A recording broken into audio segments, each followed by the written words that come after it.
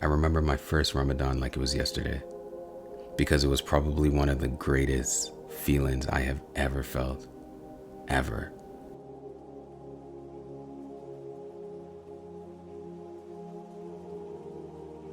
It taught me so much. I remember how transformative it was for me. I remember I learned things about myself and about Allah, about God, our creator, that I had no idea I even needed to know. I remember the first time I fasted was such a beautiful experience. And to be honest, it was probably one of the greatest experiences I have ever felt, because the level of peace that I felt was just ridiculously high. Like, it was just so life-changing, because what it truly did for me is it made me understand how much a blessing eating food is, drinking water is. Like, it is something that we all take for granted, but it seems so simple and it seems so trivial. But when you look at food and you look at water with the lens of gratitude, it makes you love Allah. It makes you love God so much more. So much more.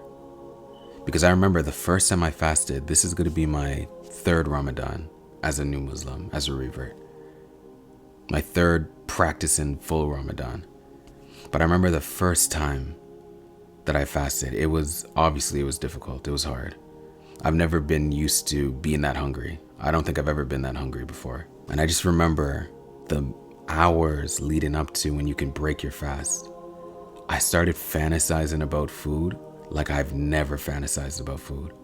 I remember I started to just, I watched YouTube videos of people just eating. Like, I would search up recipes of my favorite food. Like, I couldn't wait.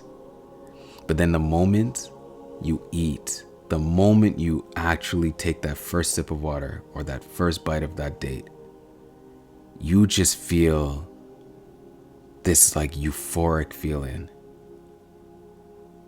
of food is amazing. Water is amazing. You literally look at the food with so much gratitude. It could honestly, it could make you tear up. And that's when it hit me that the fact that we're giving up something that, even from a basic human need level, it's something that we need. We're giving up something that we need for the sake of God, for the sake of Allah, for something greater than our human need. If we can give that up for God, for Allah, imagine what else we can give up. The sins that we keep falling into, the habits that we know we should develop, but we're not developing out of laziness or out of arrogance or out of whatever. We can give so much up for the sake of Allah if we're capable of giving up food and water for the sake of Allah. That was one thing.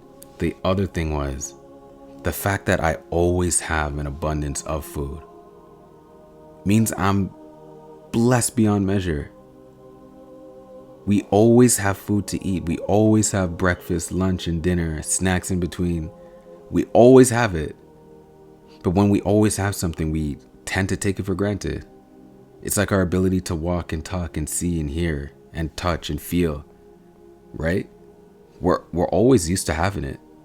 So we don't recognize it as a blessing. We don't remember it as a blessing as often as we should. But Ramadan forces us to remember that water that you always have in your fridge, that food that you always have in your fridge, is a blessing from Allah. And it's not something that we always think about. Meaning, when you start thinking of it as a blessing, your love for Allah increases. That's why we get so connected to Allah during the month of Ramadan, because we remember all the things that are literally at our disposal. It's there for us. We have it. It's with us. Therefore, Allah is always blessing us. Allah loves us constantly. Allah is always providing for us. And I never had that appreciation or that realization until I fasted for the first time in the month of Ramadan 3 years ago. It's beautiful. We as humans are able to sacrifice way more than we realize. Like our potential to worship and submit to Allah and to put Allah above everything else is way more than we think we can do.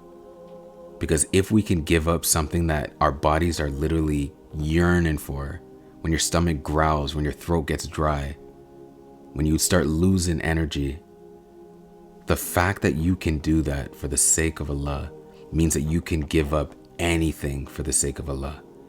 Meaning your heart is capable of putting Allah first. So all the things that are in your life right now that you know you should be giving up for the sake of Allah, or you know you should be doing something for the sake of Allah, or doing something more of something for the sake of Allah, you know you can do it. You know you're capable of reading the Quran at least once a day. You know you're capable of praying all 5 of your prayers.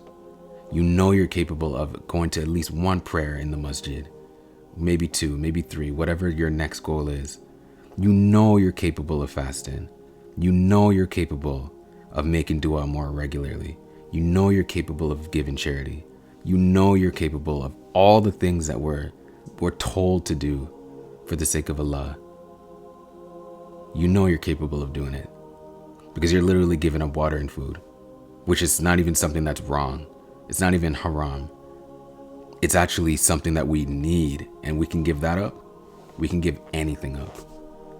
And that's what Ramadan taught me. What it means is you should constantly remember how capable you are of growing your iman, right? Of becoming more righteous, more pious, more disciplined, more grateful, more patient. You have it in you, but we are the ones that hold ourselves back. But the second we connect to Allah more, you'll gain all those qualities that you know you need that will make life so much easier for you if you just take that step. Because it's faith, and it's also your effort that you put in every single aspect of life. So just keep that in mind. One thing I will say is that Ramadan is like our playoffs, right? And what do individuals and teams do before the playoffs, before their finals? They don't just relax. They don't just take it easy, right? They don't go on holidays before the playoffs start. They practice even more. They become more rigorous. Their practices are more often because they don't want to wait halfway through the playoffs to start performing to be optimal.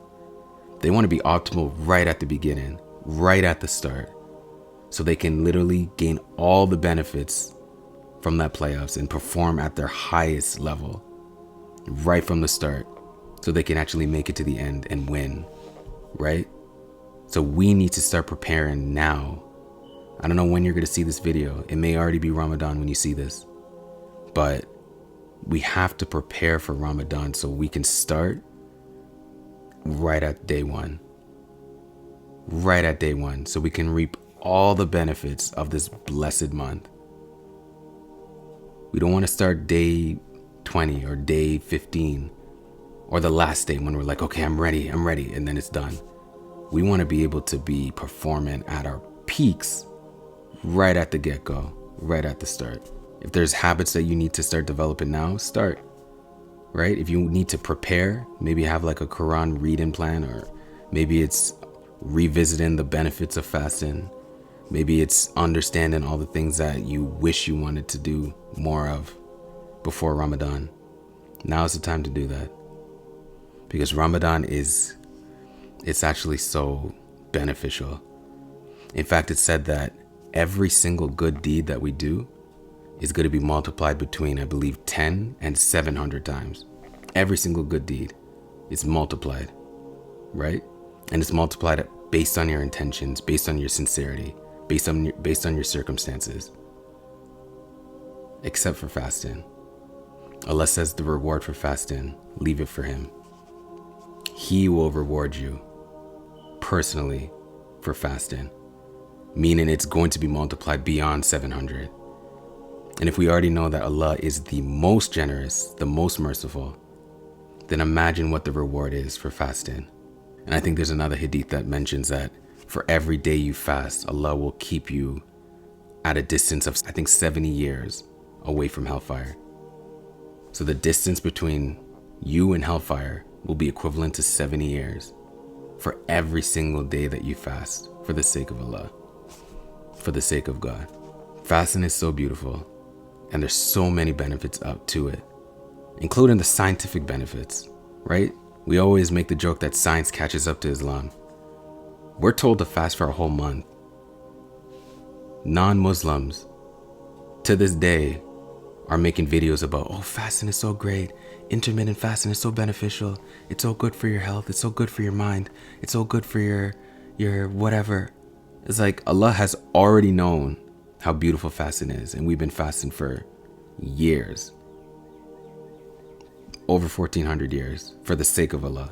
The last thing I'll say on this point is that Allah tells us that the formula for a good life in the Quran is to do good deeds while having faith of Allah.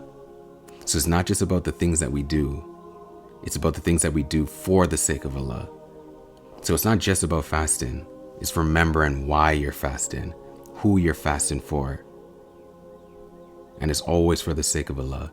It's always to show Allah that I love my food, I love my water, I love having energy, I love feeling full, I love feeling hydrated, but I love you more, Allah.